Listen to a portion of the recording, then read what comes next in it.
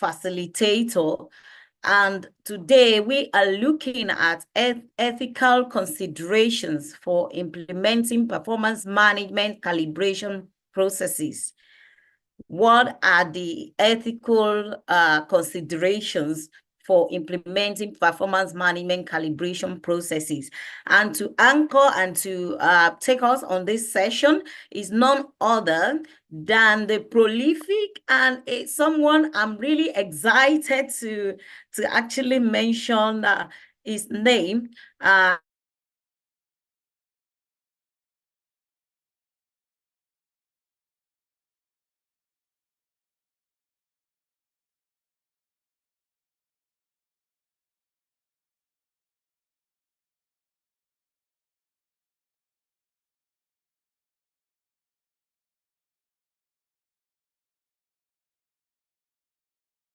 Hello, can anyone hear me?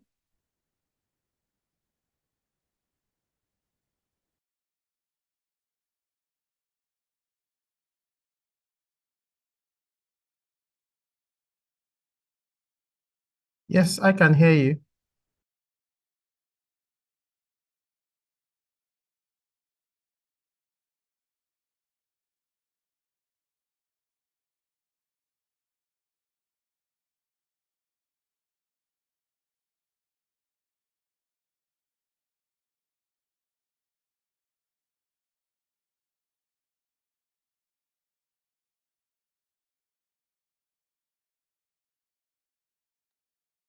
Okay, good evening, everyone. My name is Beauty, and I think Stella is having a network glitch, so I'll take it up from here. So good evening and welcome once again. So today we're talking about performance management, and just as Stella said earlier, today we have our very own Ayo Muritala, and who will be facilitating the section for us. So quickly, I'll just have to run through Ayo's profile for us to get to know more about him. So Ayo Muritala is a graduate of agricultural extension and rural development from the University of Agriculture, Abeokuta, Ogun State. He's a certified trainer from the JCI University, health and safety executive practitioner from the Chartered Institute of Environmental Health, United Kingdom, associate member of the International Facility Management Association, United States of America, project management professional from Thetford Education Center, UAE. He's a full member of the Chartered Institute of Personnel Management and the National Institute of Training and Development, a certified KPI professional, practitioner and performance management professional from the KPI Institute, Australia. He also earned a certificate on the disruptive strategy from the Harvard University, United States of America, and a certificate on turning strategy into action from the Lagos Business School. I expect us to a round of applause, just using the emoji while I continue the bio. Developed over 150 training modules and have been involved in planning and facilitating over 25,000 hours of training section in various capacities. Oh, wow. Most especially in the areas of corporate strategy, performance management, soft skill, as well as corporate social responsibility in the last 18 years. He also facilitated the KPI and performance management certification workshop from CBN, BPR, and strategic retreat for FIRS. Also, he facilitated the strategic retreat for Ministry of Housing, Lagos State, BPR, CIPM, Law Union, and ROC. Imaginarium, FIRSC, ARDH, Consult, Optimal Energy, NIPOST, Lagos Bus Service Limited, all in the last 6 years. He also facilitated various management training for Access Bank, EcoBank, Wema Bank, Heritage Bank, FSS2 2020, Central Bank of Nigeria, CBN, Trust Bank, FCSL, MBO, Leadway Assurance, BDT, Communication, Fidelity Pension, GIZ, NIPOS, Law Union and ROC, JCI Nigeria, Federal Ministry of Industry, Trade and Investment, Inlac, Unity Bank, Trust Bank, Prudent Energy, Oceanic Health, amongst all. Also, Ayo Muritala in 2015 and 2023 was a speaker at the CSR World Congress and HR World Congress in India, where he spoke on individual social responsibility, ISR, and performance management. He was also a recipient of the Global CSR Excellence and Leadership Award at the same Congress. In 2016, he made the list of top on the 40 business leaders in Nigeria by the Leadership magazine and was also awarded World Leader Business Person by the World Confederation of Business with headquarters in the United States. He is a member of various national and international organizations, amongst which are the United Nations Global Compact Steering Committee, Nigeria Urban Habitat Society, the Center for Ethics and Values, as well as the Junior Chamber International Nigeria. In 2016 as well, he was appointed as member of the Advisory Council of the World CSR Day. As the Executive Secretary of the Junior Chamber International Nigeria for 3 years, he was responsible for performance management, staff training, talent management, recruitment, and the day-to-day administration of the organization. Currently, he is the senior managing partner of Nero, the leading performance management firm in Nigeria.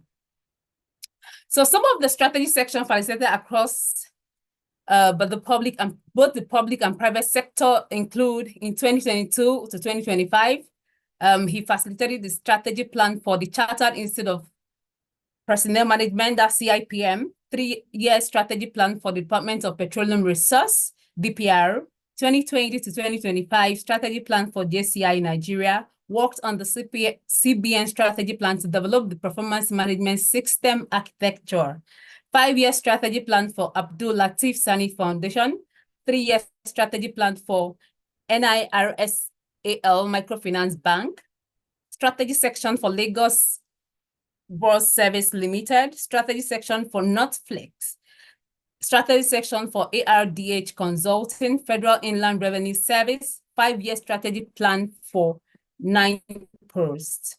Also, some performance management system framework developed by Ayo Muritala include Lagos State Government, that of Central Bank, CBN, BPR, FSS 2020, NIRSAL Microfinance, Unity Bank, Trust Bank, MBO, FCSL, Asset Management Company, CWG, INLAC, and Afri-Invest. So there's something very special also. I personally know Mr. Ayo Muritala because he also, Nero also developed my organization's balance scorecard of performance management. So having this section and having him on this call, it's I would say it's going to be mind-blowing because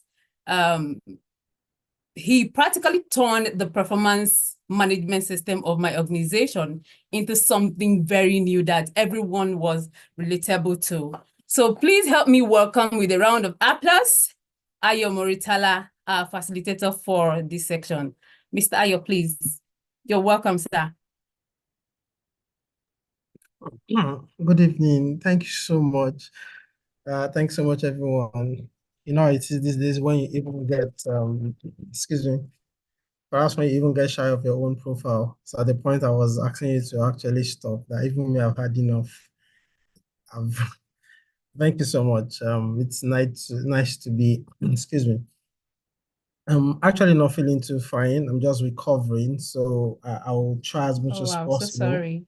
To be as audible as I can. In fact, I almost forgot that it was today because I've been I've been on bed rest. It was just about 30 minutes ago that I remembered that my alarm sounded that I have a session at this time. So at least I'm not totally good to have you here, sir. So sorry. All right, that's fine. So give me a second. Need to just put on my video so at least you can see my own face basically. So and then I can share my I'm gonna share my screen. Okay. Good evening, everyone. Okay, so let me share my screen, and then we can take it from there. So when I got this topic, I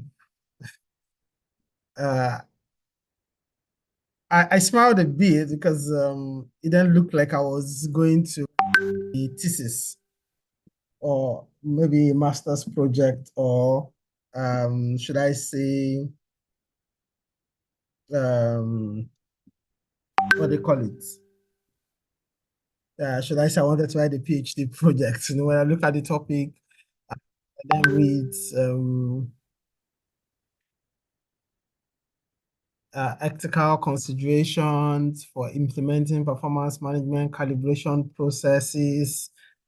Quite a very long topic itself. So the main focus actually is the performance management. So there is the concept of the calibration processes, and of course, how do we make calibration process ethical? I mean, why do we find ourselves in this context in actually handling performance management in itself? I don't know if I'm still audible. I just it would also be nice if I could get responses when I ask questions, so that I'm not just talking throughout the show. I know I'm going to get questions to answer, so I'll make it as short as possible. Then I can get questions to answer at the end of the presentation. So the main focus here, like I said, is our focus is on this. But the truth is, there are things to address here, and also here as well, the ethical consideration, all right, for calibration processes. Now, this is what I need to say. Now, the truth of the matter is, these calibration processes had to come up because there's just one reason. With all of things that I've read, studied about it, the calibration came up because of the high level of subjectivity of our appraisal processes, the appraisal system we run in most organizations. That's the challenge. Now, because the appraisal has been so subjective, then came a need for calibration. So we then begin to have calibration meetings, so that you can begin to find a means of benchmarking and measuring people based on the same parameter, because the parameter we use is subjective. Even though we try as much as possible to then try to make it empirical, but with a subjective analysis. What do I mean? So in most organizations, when we conduct performance appraisal, I would say explain performance management in itself, because there's a particular thing that I need to demystify. But before I demystify that, or let me demystify it now, or remind me that there's something I need to demystify here. All right. Now, so before I do that, in most organizations, the challenge is that when we talk about performance appraisal, it's always a rating of 1 to 5 that we use. Most organizations till date, this is how we do performance appraisal. The supervisor rates the appraisee 1 to 5, and in most cases, people are rated based on emotion, based on sentiment, based on how they feel at that point in time, or a lot of errors that come into it. One of the ones I'm so much familiar with is the recency error itself, where people are rated based on the most recent thing that happened before the appraisal period. Now, because we use this methodology to rate, and this 1 to 5, of course, 1 to 5 is an empirical figure, but what determines who gets 1, 2, 3, 4, 5? We then give it a descriptive analysis. 1, probably we say something like, does not do it at all. 2, does it once in a while. 3, does it most of the time. 4, does it all the time. 5, does it more than, we give a descriptive analysis. So when we then ask to rate, some supervisors are mean and they box their employees or their line people reporting to them into a particular context, and sometimes you may not call more than 3. All right, so the employee rates himself 5, the supervisor rates himself 3. In some cases, they allow you to find an average of both. In some cases, they pick what the supervisor says finally, without any evidence as to why you are rating that particular employee in that light. All right. So in most cases, we don't have evidences. It's about perception.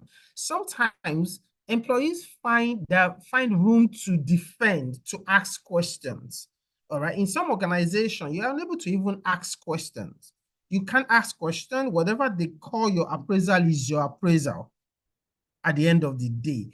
So this gave back to the calibration process. So another thing that gave back to it is sometimes we rate everybody.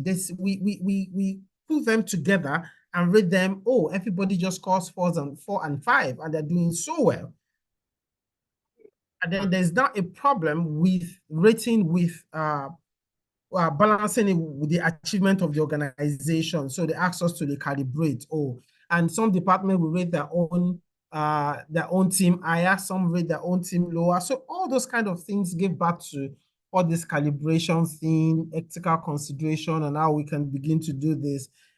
In some of the things, I mean, this is a simple explanation that somebody gives. Performance review calibration, also known as performance management calibration, yes, enables manager to apply similar standards to each of their direct reports to ensure everyone in the department is ranked on the same scale. Why am I ranking everybody on the same scale? Calibrations can be done not only by department, but also by employee level or job function. So why do I need on the same scale? So it's a scaling issue. All right, so it's highly subjective. And that is the problem. And in performance management, we're moving away from subjectivity, even though you may not be able to totally eradicate subjectivity in appraisal, but with so many things that have evolved, we are moving away completely from subjectivity and making the appraisal system as objective as possible. Now, what was that thing I said I wanted to demystify? The first major challenge that we face is that sometimes we feel that performance management is performance appraisal. Performance appraisal is not performance management. We need to understand that. But as HR, we are boxed into it, and it's not our fault. So whenever they talk about performance management in an organization, everybody feels it's the HR responsibility. And we as HR do not even bother about it. So we leave it at that performance appraisal. But performance appraisal is just one aspect of performance management. So when we talk about performance management, it's everybody's responsibility. Everybody's involved in actually doing performance management. So appraisal is just one part of the totality of performance management in itself. So we need to understand that part very well. So this ethical issue, the topic that we've come up with, how do we even totally avoid this thing? So I'm not going to be teaching us the ethical considerations. We need to move away from this. That's the point I need to make. We need to make away from this thing. We need to advance. Now, the appraisal system that we're doing, we need to advance it in such a way that people are appraised based on their work done. Empirically, prove that I ask you to do this. What will show me the result empirically? So you agree from the beginning of the appraisal year, this is what you're going to be appraised on, and this is the figure that represents your performance. Based on that, it becomes a lot easier that people are judged by the work that they do, not necessarily by how the supervisor feels. People shouldn't be appraised by how the supervisor feels or how the head of department or the manager feels. No, you can't appraise people by how you feel.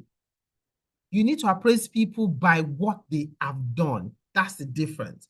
So when we move to appraising people by what they have done, we will not have issues coming up with anything calibration. No, there's no reason to calibrate. Why are we calibrating? This is, have you done this? Yes, I've done. I'll give an example. So let me pick customer service, for instance. Oh, attend to customer inquiries on time. Now, when you say attend to something on time, what does it mean? So it becomes very relative what on time means. Oh, promptly. Oh, as soon as possible. All right. Make sure your turnaround time is fast. What does that mean? It means nothing. It means nothing. So we begin to rate it. Oh, I mean, you just rate the person 3. Yes, he does it. He attends to them very well, fast some of the time. Why? What's the proof about it? You need to agree on what does on time mean. On time has a meaning, and you need to give an empirical meaning to it. And that's why I said this. If you want to create a sustainable entity, sustainable business entity, there is a need to build a system. A performance system must strive on empirical measurement and management. It's important that you make it as empirical as possible. So attend to customer queries or inquiries on time. We need to make it empirical. For example, how long should it take when a customer sends a mail for you to even first of all acknowledge mail? Oh, you must attend to it within 5 minutes. I've made it empirical. So if I use an ERP, for instance, that people log in to respond to queries that come in. So if I pick a customer officer and I saw that he responded to 10 inquiries, all right, 10 inquiries, I look at it. How long did it take to attend? Out of these 10, how many did he attend to within 5 minutes? If he attended to 7, that means out of 10, 7 were within the 5 minutes. Maybe the other were 7 minutes, 8 minutes, 10 minutes, the other 3. But it means that here, he had already scored 70%. So what am I calibrating? I'm not calibrating anything anymore. There's nothing to calibrate. That is his score. So you must have defined, and I will show us that even your 1 to 5 can have an empirical calibration, not subjective analysis. We need to move away from, oh, he does it all the time, he does it sometime. We can use this when we are doing customer satisfaction survey. All right, we use these things because you know that those things are also qualitative in nature, they're subjective in nature. So that's why we have a random sampling, a number of people we want to appraise, and we look at the figure they have picked so that we can harmonize. Now, it's easier to do that with customer satisfaction survey because you can do survey for 100 customers, 200 customers. But when it comes to an employee, it's only one person appraising. So you can imagine if you send your survey to one customer to appraise you, and unfortunately you didn't do well with that customer and they rate you 1, and other customers you've done so well with them. So the person rating you 1, does that mean that is your performance as a business? No. So the challenge again of subjective rating is that is it only the supervisor that then rates that particular employee. So he doesn't have a choice.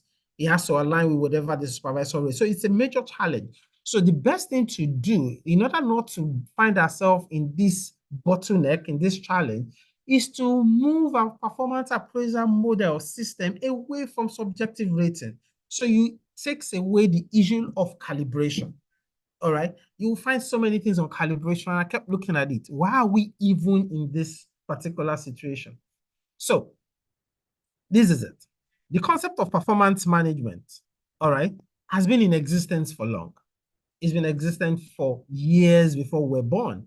But now a lot of study have come up with it. So however we do performance management before now is not wrong as an organization. However we do it is absolutely correct. All right. But what has happened over time is that we have, it has evolved. All right. And how are we evolving with it in itself? So many tools have come up in order to improve on performance management. Of course, we have the weighting system. That's another concept. Of course, the balance scorecard came, the KPI came, the OKR, the MBO. A lot of processes have come up to enhance it in itself. Now, for instance, I pick so much interest in KPIs and OKR, but I pick so much interest in KPI, and I love the KPI part of it because it doesn't lie. It's empirical.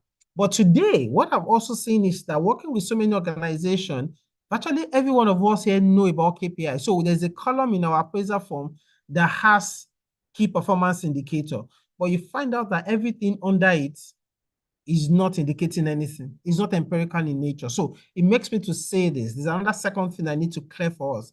There's nothing like qualitative KPI. If your KPI is not quantitative, then it is not a KPI. So we need to first of all understand that part. KPIs are quantitative in nature. So if you make it quantitative, then you are able to build empirical measurement. All right. So you're able to build empirical measurements. So KPI are quantitative in nature, but you can also measure the qualitative aspect of your business, but that doesn't make it qualitative. It only measures the qualitative, the quality part of what you do, but it measures it in an empirical format. If, for instance, you're in production, if you're in manufacturing, there is what we call error rates. To determine error rate, of course, you have your quality standards, but then you measure the percentage error rate. How many of the things that you produce actually fall within the error rate? And most times you don't want it to be more than, it's what we call it reducing KPI. The lesser the error rate, the better in itself. So I'll still talk a bit about KPI as we move on, so that we can understand it. So once you can able to build that thing, then it reduces the ethical challenges that you have. The ethical issue around performance management came as a result of the fact that supervisors, line managers, use appraisal period as a time to victimize people. All right? To victimize people, and that's a major challenge. So that's the reason why we want it to be ethical. How can we control it? We will not have a problem about ethical issues if we can make our system empirical.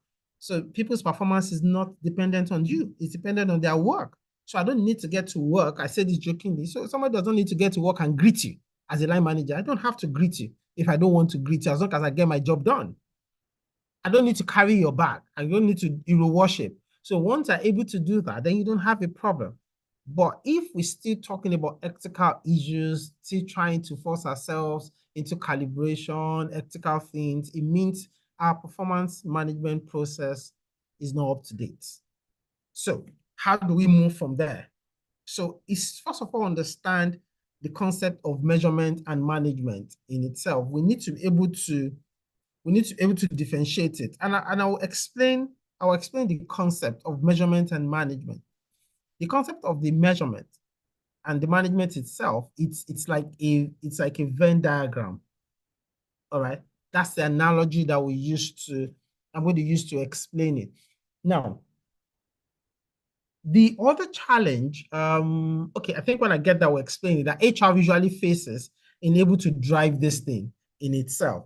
Now, I will use this here to explain it. This is what this explains. This is where you will find measurement, and this is where you will find management. Management is the holistic part that covers everything. Measurement is a sub-process inside management. All right. So appraisal is here. It's part of measurement. What you do with what you have measured is the management part of it. So your performance measurement is a sub-process of management. This helps you to evaluate, gather data, you process it, you present it, and then your management is there. The truth of the matter is that there is nothing to manage if you do not measure correctly. And today, management in businesses take decisions based on empirical data. But how authentic is the data? Most data are not authentic. They are assumed data. So we need to build a performance system that allows empirical measure and gathering of data. So what are the things that we find that we must be able to do in measurement? Somebody is raising his hand. I don't know what the organizers plan. I think we should take questions after the whole presentation. Am I right?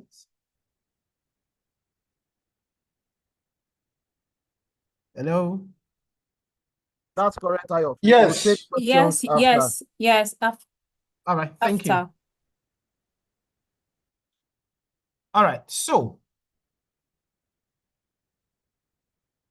So like I was saying, all right, so measurement is a sub-process of management. When you're able to measure well, then you can manage from the measurement.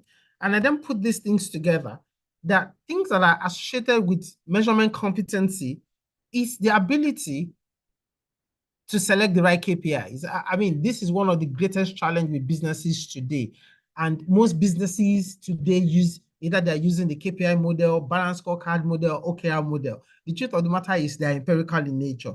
Balance scorecard is just a tool. But we also most of the time want to use most of these tools without really understanding how it's being used. I may not be able to teach completely how each of these tools are being used in itself. But then, if you're able to develop the right key performance indicator, selection of your KPIs appropriately, it is data that drives it in itself. You're able to collect data to drive it. It's important. And there's what we call data source, because there's what we call KPI documentation, and part of it is data source. Then you're also able to document your data so that you can do comparative analysis in itself. How was the performance this period, this time last year, this period, this time 2 years ago? You're able to do a bit of all of those itself. So now you're able to also analyze your data and be able to present your report in a way that is well understood by everyone in itself. Now, if you're able to do this, especially, you begin to build a system that can stand on its own and that can give you accurate performance of every individual. I'll show us a template towards the end of the session. Now before I go, let me do something there. Let me explain something there. Why it is important to be able to measure appropriately, and we will not have the calibration issue. I could remember, how many of us, I mean, you can try to imagine if some of us have driven a car, or you're driving a car that the fuel gauge is not working. How do you feel driving a car and your fuel gauge is faulty? Now, if your fuel gauge is faulty, that is when you are going to start trying to calibrate in itself, the concept of calibration. So I could remember those days, Volkswagen and some other cars, you can easily put maybe a stick or a hose inside the fuel tank to calibrate, to measure the level of the fuel in your tank. All right, because your gauge is not showing you your measurement. But today, we have cars that will show you the exact how many liters you have in your tank and even how many kilometers you can drive with it empirically. So there's no essence for any calibration. It's the same thing. So we must build our business to be able to provide us data when we need it, how we need it. You must be able to build that system across, not just for the employees, and I will explain that in just a moment. So you must be able to build this, all right? Because the dashboard of your car, it's important. And because I doubt if any one of us, you wake up in the morning, you are driving your car, you're going to the office. Of course, you look at your front, you look through the glass when you're driving, you don't look at your dashboard. But what we do is we take a glance at the dashboard as frequently as possible. Now, you imagine looking at your dashboard and you find out that your dashboard is not responding, it's blank, but your car is still functioning very well. All right, then assumption comes into your head. Oh, something must be wrong. We are not certain of what is wrong. You're assuming, maybe you see how far, maybe your temperature is going higher. You work on assumptions. Oh, the car is still working well, then there's no problem. And that's the same way we run businesses. We run businesses based on assumption because we're unable to measure empirically. Oh, we assume that we've satisfied the customer. If I ask us now, oh, do you think your customers are satisfied in your business? Some of you say, yes, I think they're satisfied, but you don't have empirical measurement to prove it. Oh, are your processes working well? Yes, our processes are working well. What shows it? What proves it? How can you say they work well? Sometimes we don't know. Most times it's a perception. How would I put it? It's perception driven in itself. It's not data driven. All right. So we need to understand that itself.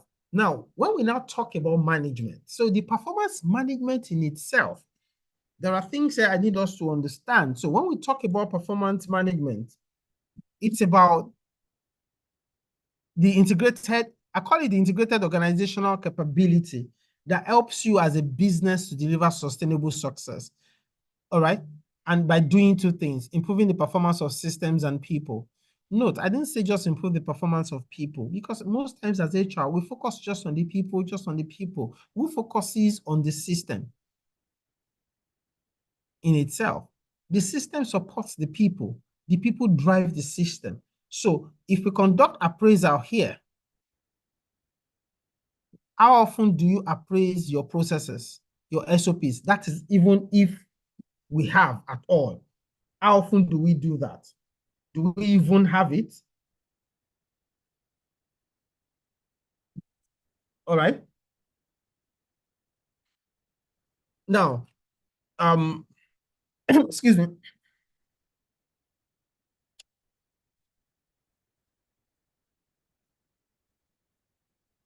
Apologies. All right. So, systems and people. So what performance management does is to calibrate, is to consider improving the performance of systems and people. So that's why performance management is bigger than performance appraisal. But once we talk about performance management, in most cases, we think we're just talking about performance appraisal. It's bigger than that. And it's high time even we as HR begin to understand it, because that one of the things that makes us the real business partners is to understand it beyond measuring employees. You need to be able to measure every aspect of your business. You need to be able to bring things together and drive it with data in itself. So it's important to do that. So by being able to do that, you'll be able to understand reasons behind performance, because you can track things empirically. All right. So let me give an example. I love to use this as an example, Formula One. If you can put some answers in the chat, I would like it. So if, for instance, you know Formula One race, there's what they call the pit stop during the race, where they change the 4 tires. Now, how long do you think it takes to change the 4 tires during a Formula One race? Anyone? You can just type your answer. I'll say.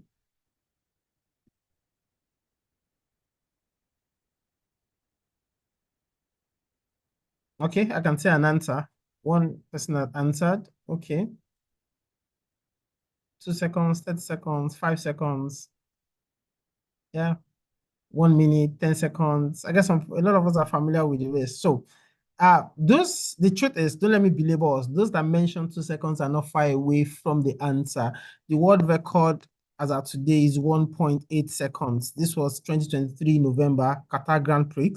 A new world record was set to be 1.8 seconds. So if you don't change your tires within 2 seconds, you can't win the race. All right. But who do we know? We know the driver.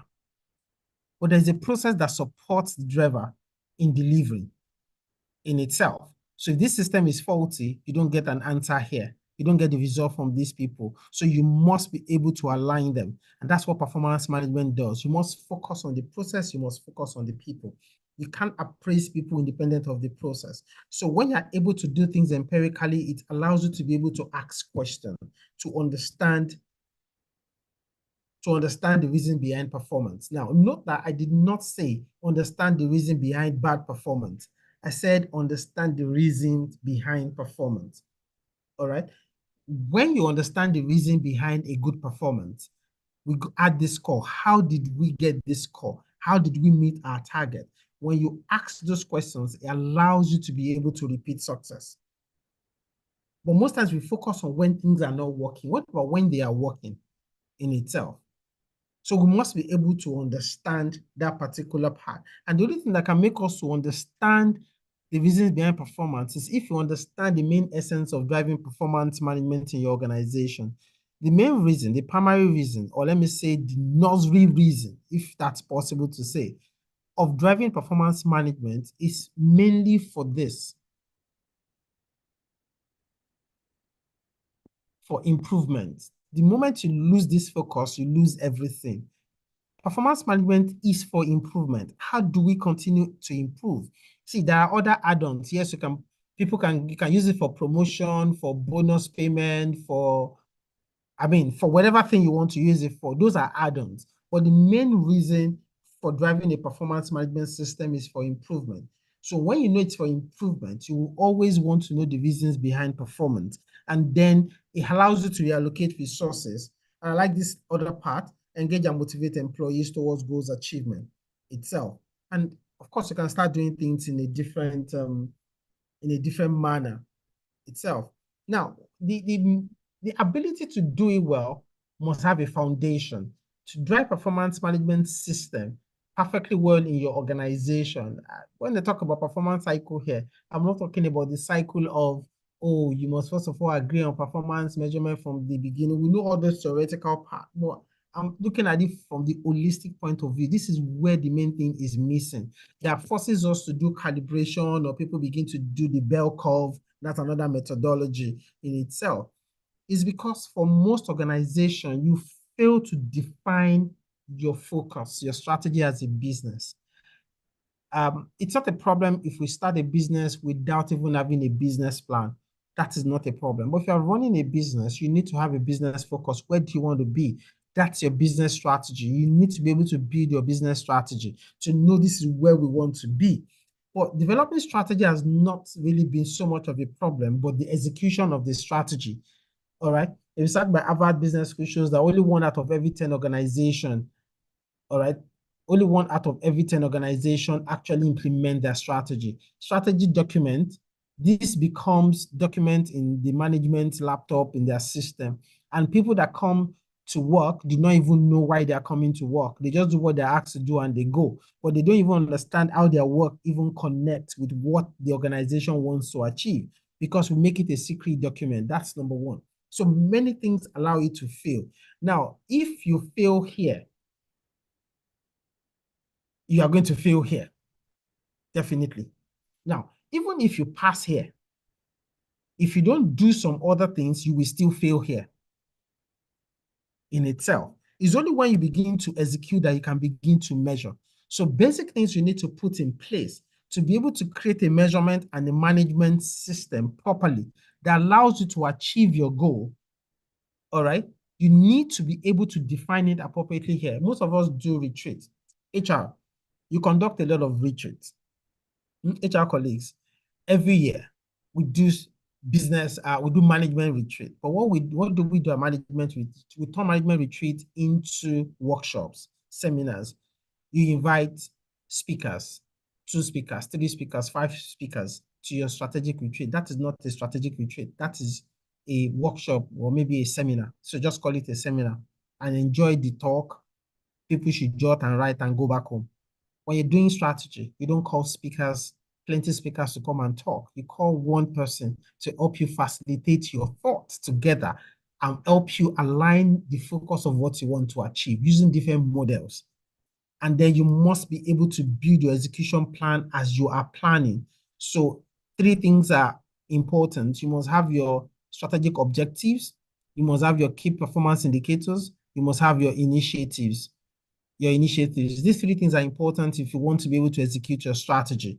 And then you can begin to measure as you start to execute and take management decisions. It's just a simple cycle. So strategy is not static. It's never static. Even if you have a 5-year strategic plan, it can change based on the result that you are getting and the decision you will take at the management level. It can always change. So we need to always understand that. Okay, I don't need to show this. So I'm going to focus a lot on these 2 in red, this and this, and explain it in how best you can use it to build a functional performance management system that takes away the ethical challenges that you might be having. Now, when we talk about understand reasons behind performance, it means that as managers, you must have the skills to read performance results correctly. And you can only do this if your performance result is empirical in nature. So as all of us, you must be able to read it. Okay, this person scored this. What does it mean? What does it mean to this person's performance? What does this performance mean to business performance? You must be able to read and interpret it. And you can see, you must be able to link the processes to it and establish those causal relationships in itself. And when we talk about engaging and motivating employees, this is also important. The people must understand the goals of the organization. Now, we're having this issue, I will say it again, you keep having these issues of calibration if people do not understand how their performance leads to organizational performance. So you have high-performing individuals, low-performing organization, then the challenges, the forth and back. No, people can't be performing well because everything is about rating. It's subjective in itself. So when we're able to demystify that part, it becomes a lot easier to begin to align your appraisal model system to business performance. And then you can save yourself the issue of recalibrating over recalibrating in itself. But it doesn't mean you can't have those management meetings to look at how performance are rated. You need to have agreed upon them, which I would explain. So now, these obstacles that are there in a lot of these things in performance management itself. All right. We don't react correctly to performance results. We don't link project to performance, no process management approach, and the step can be exhausting. You see, this, if you know the steps involved in recalibration, that's why performance appraisal period is quite exhausting, and because the system is not data driven. But then you can actually begin to build processes, all right? When they are properly defined, helps you, all right, to drive your performance system appropriately on how to begin to do it. Now, the challenges, again, part of the challenges that faces us when we build performance management itself is we work so much in isolation in our organization. Department work in isolation. But if you drive your system, there's the concept we call value flow analysis. Now, if you drive systems based on that, you'll find out, and that's the truth, that somebody's output is another person's input. And that takes away subjectivity. It takes away working in isolation. It builds a system together and you can begin to connect it. And because everybody has his own agenda, is also a fundamental problem. We do not know the importance of data. So you can see how many times I've been talking and measuring about data. Data has become life for any organization. So if your performance appraisal system is not data-driven, then you need to start reworking it. Because you keep falling into that trap of, oh, how do we recalibrate this performance? This department have rated their people so high. This department rated so low. Then you start asking the questions. So during recalibration meeting, that's what we call the calibration meeting. They will now start asking the question, oh, why did you score this person 5? Can you justify it? We now start describing reasons. We don't need to get to that. We don't need to get to that point at all where we start struggling to understand why someone is rated 4 or 5. There should have been that evidence, empirical evidence of why the person has scored this particular mark from the beginning. All right, so if you're able to establish that, then our problem is more than 90% solved. So how are we able to do that? Is to build a performance system and architecture. Now, KPI Institute designed this architecture, and it's a fantastic architecture. There are partners, and working on this architecture, it works perfectly well in itself. Don't get too confused about it. Digital Design Evolution is your strategy document that comes from these 3 sources. Then you have your initiatives. Your strategy map is your strategic objective that has a scorecard. You have your risk log, and you can see, you can have your KPI description, trend analysis, which eventually sits on individual performance plan. So it's cascaded down. So anything that is being done here is reflected on how you achieve this point. And everything is linked together. So you must set this appropriately if you want it to work the way you want it to work, and takes away that load of subjectivity in itself. And then when you're able to build a proper cascading process, if you're able to build a proper cascading process in the organization, cascading from the overall vision to the organizational scorecard, departmental scorecard, and individual scorecard. If you're able to build that process, you won't have calibration issue. People are going to be measured empirically. You can see for every KPI, there is a target in itself, and everything is built into it. With that, people can be appraised by exactly what they actually do. Oh, sorry.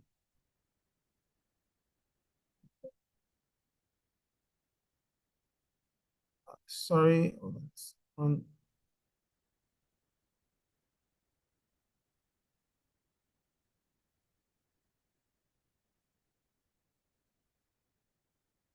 All right. Okay. So let me share my screen again. I mistakenly went off it. Sorry. All right. Sorry, can you see my screen again?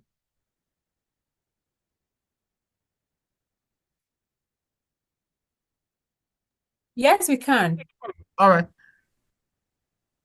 So when you build your appraisal system using KPI, that's a bit of value that is added. It allows you to have clarity of things because it provides detailed numerical view of your desired results. Now, when you are able to use key performance KPIs to drive your performance appraisal model system, it allows you to have clarity about what is expected of everyone. It allows you to look at what exactly you want to focus your attention on. It gives that conveys what matters and what requires your attention. So you are not everywhere. You are specific about things you want to track and allows improvement in things, objectively evaluate the level of achievement of desired result. And of course, it drives engagement because people begin to see what they're going to be appraised on. One of the biggest challenge in appraisal is people are not clear about how they're going to be appraised. So they are always walking on eggshells. They are careful around you. You don't get the best out of them. So there's a psychological part of it in itself because there is no now these things are clearer. For instance, it's clearer with people in sales marketing. We found out that we don't usually have appraisal issues with them because their performance is driven with numbers. You must sell this amount of products, you must bring in this amount of money. It's always a lot clearer. But when we get to the back end, it becomes ambiguous in itself. All right. If you ask somebody to bring 10 million and the person brings 10 million, what are you going to rate the person? You can't rate the person 1 because the figures have shown that the person has brought 10 million. So there's nothing that we are calibrating. If the score for bringing 10 million is 5, the person has automatically scored 5. Whether you like the person or you don't like the person has brought in the amount you want him to bring in. So even when you go to calibration meeting, nobody's going to ask the question why you gave the person 5. In fact, they will ask you question, why did you give the person 3? If what has been indicated is that this person must score 5 because he brought this. But when you get to a lot of the back-end operations where it is not empirically driven, that's when we find the problem. So it doesn't drive engagement and communication. And it allows us to learn because data speaks. It allows us to ask the question, what are we missing? It allows us to be able to check what is going wrong in itself. You are supposed to respond to customer inquiries within 5 minutes. And when we checked it, we found out that only 40% of our responses were done within 5 minutes. Then we can ask the question, where is the challenge? You can begin to look at the process. All right. It makes it interesting. It makes work interesting. It makes analysis interesting once it's data driven. All right. So when you drive your performance appraisal with KPI, it helps you to define clear expectations of each role. You can measure every part of your business empirically. Clear expectation of each role, what is expected of each person, and bring better understanding of work process in itself. Improves the quality of work, all right, and aligns the effort of employee to corporate strategy. You can see the big deal now. So you can see the effect of what one person is doing as to how it affects the overall performance of the business. And it reduces subjectivity. You know, I said we can't completely eradicate subjectivity, but it helps us to reduce that subjectivity because there is still the behavioral part of appraisal. All right. That how do we do that? That is also subjective. There are ways to do it to make it as empirical as possible so that we reduce the subjectivity part of it. But in the means of job function, we must make it purely empirical in itself. And that builds that performance culture because everybody knows what is expected of them. And it drives your business. If you can drive performance culture in your business, you become a high-performing organization, an A+ organization, sincerely, if you can begin to do that. I wanted to take this activity a bit, but let me skip this. Time has gone in itself. So, and let me explain this part. So these are just the governance structure you need to be able to build that can help the top management. We promote, of course, the strategy of performance office, which could be the HR department in some cases. They're the one that will design the performance management system, implement and maintain it. And then department would assume ownership of target, collect data, and report on it. So this is just a simple governance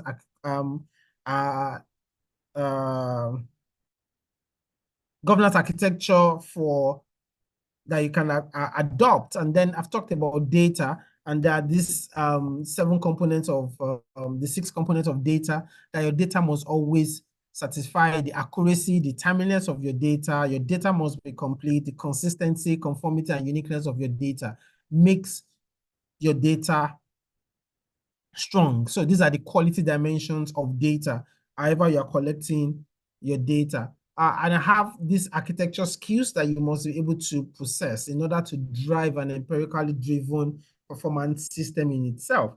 Ability to do it, there's the technology part of it, there's the data part, and there's also the personal development part of it. So it's the skills you must have. Now, this is an example of an organizational scorecard in itself, and if you can see that all the scores are totally empirical in nature, and it measures it empirically. Nothing is subjective. What you want to do is clear. How you want to measure is also clear. What do I want to do? You set your clear objectives and indicators to measure it. There's nothing descriptive around here. So now this is another format. Now you can see the ratings 1 to 5.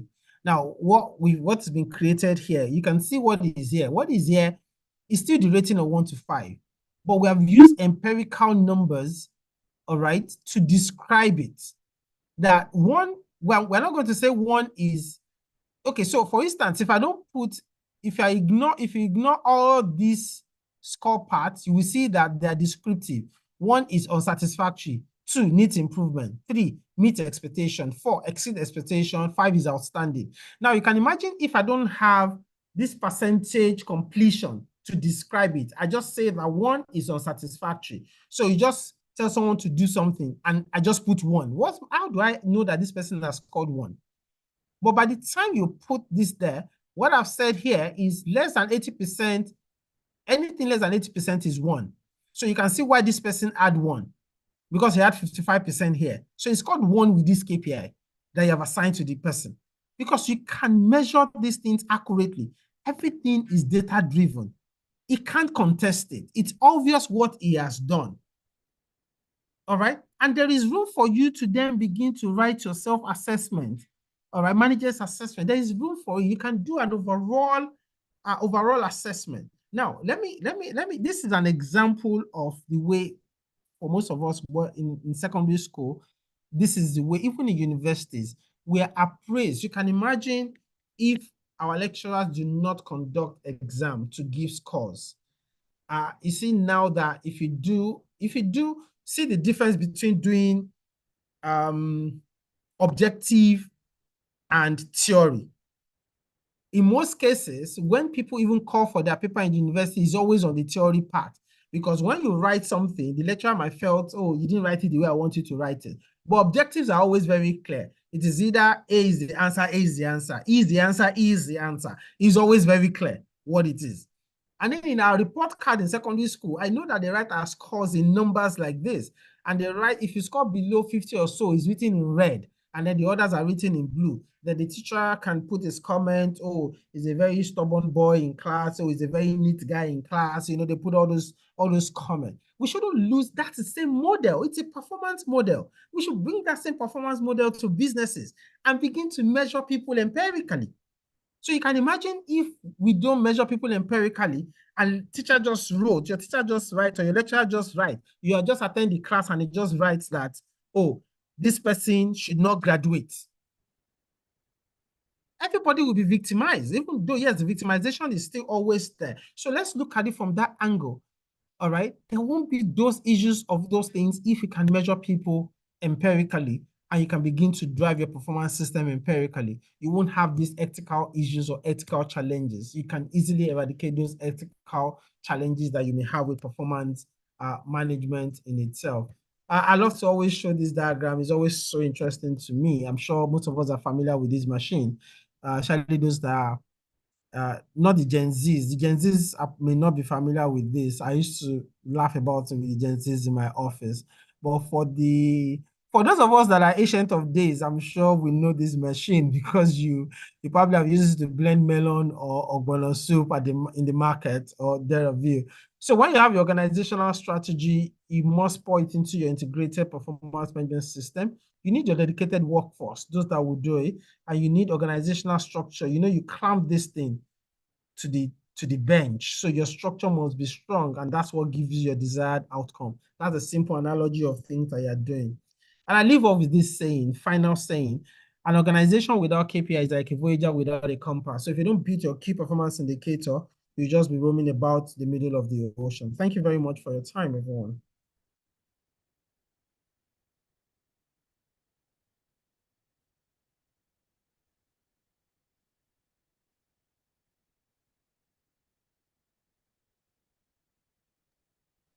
Thank you so much, Mr. Ayo Muritala, for this section. I believe everyone had one or two things to learn from it. So it's time for a question. Please, okay. I think I already have some people who have indicated they want to have questions to ask. Please, if you have question, you can drop it on the chat box, or you can raise your hand and ask your question. Ayo Lawa, please go ahead. Thank you very much. Good evening, everyone. My name is Ayo Lawa. Thank you, Mr. Muritala, for the presentation. And you're welcome. First of all, what I would like to really commend you, because you have done a very good job. The way you explain everything, before I even started practicing as an HR person or professional, so I got to know about performance management, and I became interested in the performance management and the likes. And later on, I discovered that people don't really understand the meaning, the difference between performance management and things like an appraisal system and other things like all these balance, other things that people use in evaluating performance. So I really appreciate what you have done tonight, and helping us to do very good justice to it. Then I would like to know, my first question is it possible for us to get the slide for the presentation? Then the second question I have is, in a place where the objective for performance is highly subjective, and there is also based on the calibration, and the system has not even really embraced or has not been able to really optimize even the use of calibration or a very subjective model for performance management. How do you introduce something that can be more objective, and something that how can you sell a better model, a better idea to the management of the company? That's my second question. Thank you.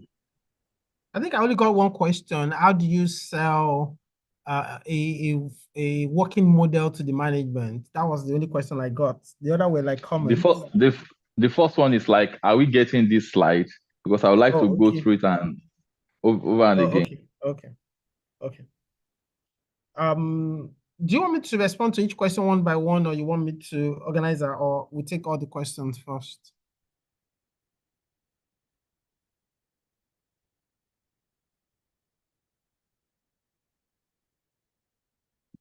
Take the question one by one while others come up with theirs. Yes, and yes. All right. In terms of the material, all right, we work on it with the organizers. We try to make it available to them, and sure they have your details, and then they'll be able to send to you in itself. And of course, if you reach out to me as well, I can send Okay, so I'll also share another document with the organizers as well, or if anybody reaches out, some basic the KPIs for HR scorecards, a kind of a study done by KPI Institute. I have a privilege I'll be able to share with us as something we can read and to improve ourselves as well, to understand how most of all these things actually work. With the second question, where you asked about how to introduce, that's a tough call, because one of the major challenges in driving any implementation of any system in business is getting the management buy-in.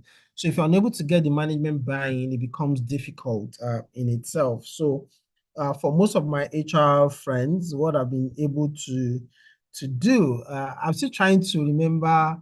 I know was it Choma that said she knows me, I help with the organization? I'm trying to remember which organization, right? Please remind me. One of the things we're able to do is, I know those challenges are there and I get these calls all the time. We could help do a short session like this to your firm, to your organization. Just have a 1-hour session with your management team, with the decision makers, and they'll be able to see their gaps. And by that time, they're able to adopt it. You need to make people see the challenge in itself. It's not just by collecting proposals or sending proposals. No, it doesn't really work. You need to make them see it in itself. If you can make them see the gap and what the business can benefit if they adopt a new model, that's only when you can win them in itself. So it's one of the best ways to go. You can reach out to me. I will talk after now. Thank you, sir. Okay. Do we have more questions? Okay, let me go through the chat box and see if we have questions there.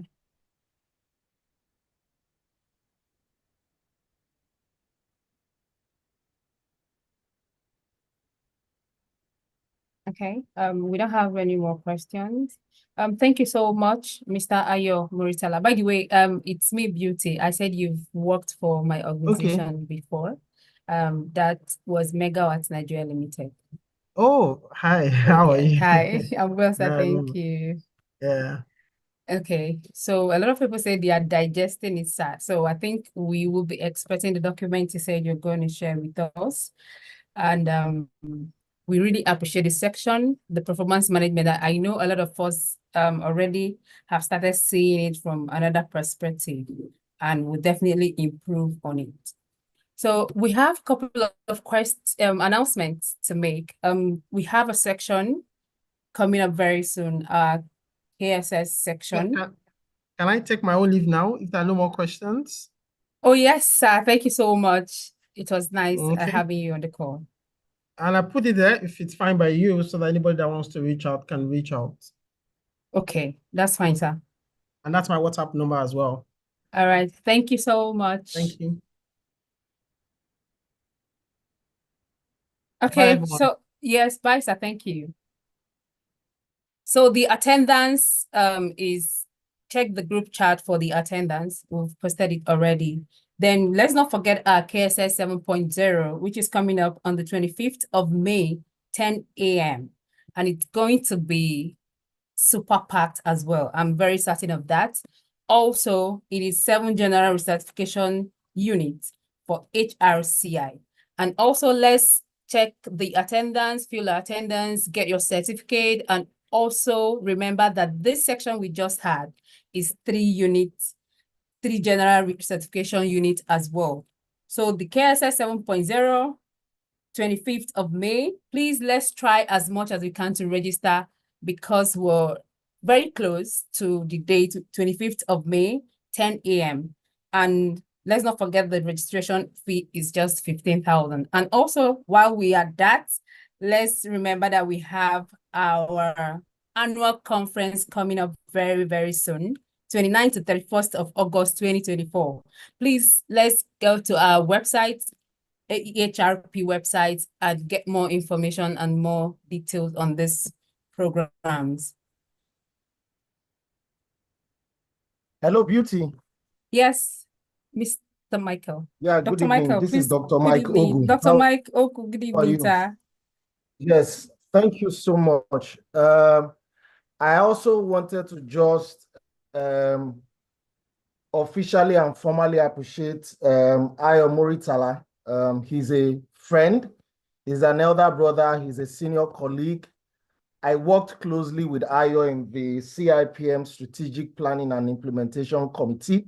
I was part of the team that worked with him to put together the current CIPM strategic documents that were expired this year. So I know his work. Ayo, I want to say thank you on behalf of AHRP, the entire board, the entire leadership. I speak as the global president. Thank you, Michael. And I'd like to say thank you. This has been an enlightening session. You shared some perspectives that I have not paid attention to in recent times. So I need to go back and check them, and thank you for the tables you've shaken. We appreciate you. And we hope that when we call you in the future, you will respond. And guys, if you are looking for the all-in-all, the greatest of all time, the GOAT in performance management in this side of the world, Ayo Muritala is your plug. It's not because he's here, but because his work speaks for him. So Ayo, we want to say thank you. You have been amazing. Thank you so much for having me here. Recognize the value you bring to the industry.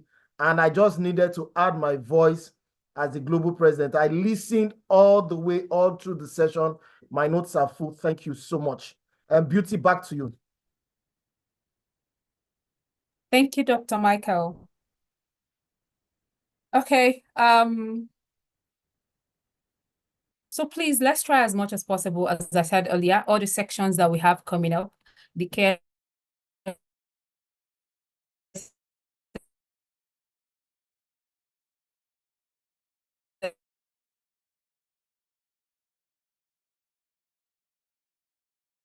section, and also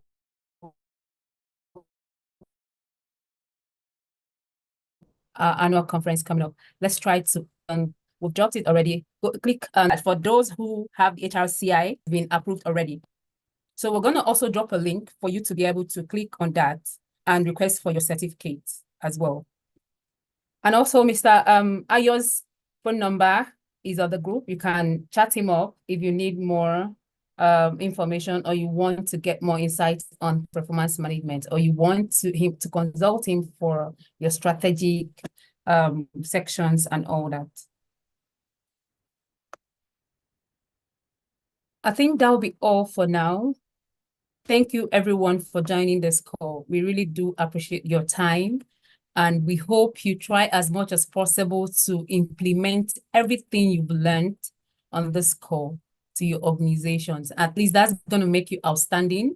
At least the HR that your organization will always run to whenever there's, or the managers will always run to whenever they have any challenge.